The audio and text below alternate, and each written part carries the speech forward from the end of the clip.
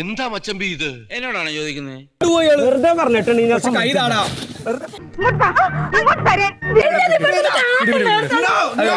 ബാലകൃഷ്ണൻ എന്താണ് ഒച്ച കേട്ടത്?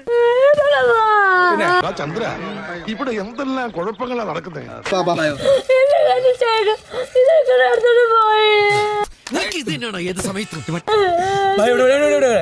നിനക്കതൊക്കെ എങ്ങനെയാ സാധിക്കുന്നത്?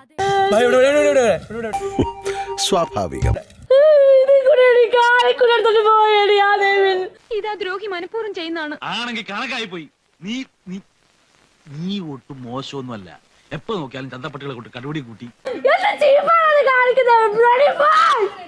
അടുത്ത ബാലയിൽ ഭദ്രകാളിയാക്കാൻ പറ്റിയ പെണ്ണാ.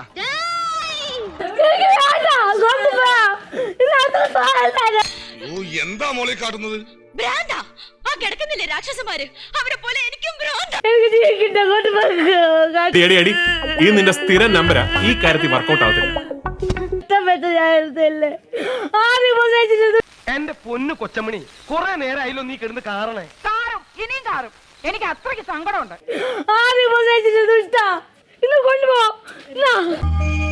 നാടക നടിയാ, കലാനിലയത്തിൽ ഉണ്ണിയാർച്ചയായിട്ട് അഭിനയിച്ചിട്ടുള്ള. എന്റെ ജീവന്റെ ജീവനായ സാധനങ്ങളാ ഞാൻ അതിനകത്ത് എടുത്തു വെച്ചത്. എനിക്കത് കിട്ടാൻ ഞാൻ ഒരു മനസ്സമാധാനം ഉണ്ടാവില്ല. ഒന്നും കഴിക്കാനും പറ്റില്ല.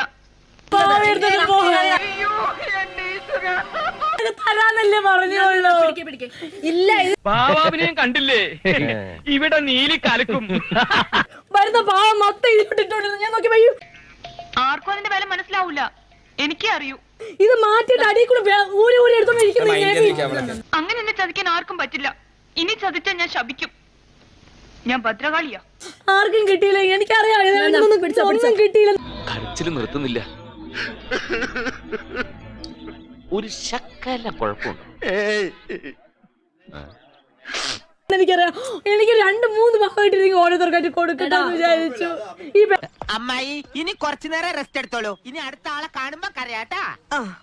എന്തൊരനുസരണം.